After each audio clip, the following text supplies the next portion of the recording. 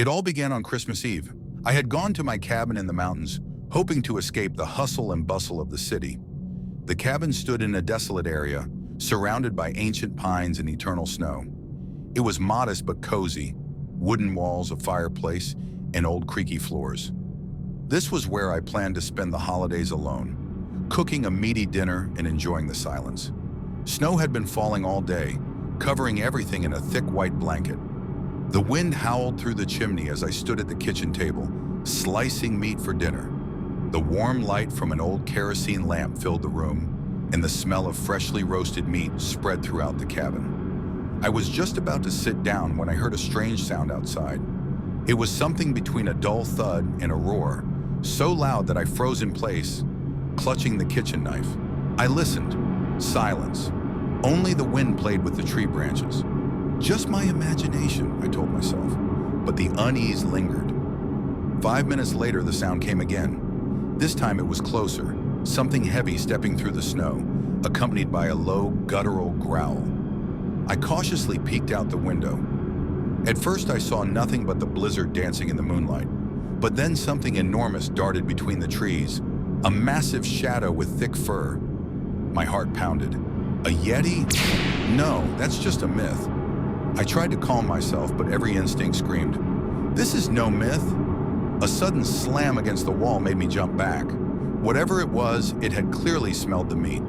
It was breathing heavily just outside the door. Panicking, I extinguished the lamp and hid behind the kitchen table. The door began to rattle from the blows. Then came the sound of cracking. It was giving way. Soon the door collapsed. Something huge burst into the cabin. It was the Yeti, at least 3 meters tall, with long, dirty fur matted with chunks of snow and ice. Its eyes burned with fury and hunger. It let out a roar that made the walls tremble and began sniffing around the room. I crouched under the bed, holding my breath. The creature moved around, knocking over everything in its path. It growled, grabbing shelves and smashing furniture. My heart pounded so loudly it felt like the monster would hear it any second. At one point, it was right next to the bed. Its massive clawed hands reached down. I felt paralyzed by fear, but survival instinct took over. At the last moment, as the claws nearly reached me, I gathered all my strength, rolled out from under the bed, and leaped toward the window. With a blow from my elbow, I shattered the glass and jumped outside. The freezing air burned my lungs, and the snow immediately soaked through my clothes. The monster followed me out. Its roar echoed through the valley. I ran blindly, not caring where, just away from this nightmare. My feet sank into the snow. My breath grew heavier. I knew I couldn't keep running for long. Suddenly, a road appeared ahead. Dark and deserted, it looked like something out of a nightmare. I stumbled onto it, hoping someone might pass by. The monster was close now. I could hear branches snapping under its massive weight. And then, out of the corner of my eye, I saw headlights. An enormous truck emerged from the darkness. Its blinding beams lit up the night, cutting through the falling snow. The driver barely had time to react. With a deafening crash, the truck slammed into the Yeti. The creature let out an ear-splitting wail, a sound so primal and haunting that it seemed to freeze time itself.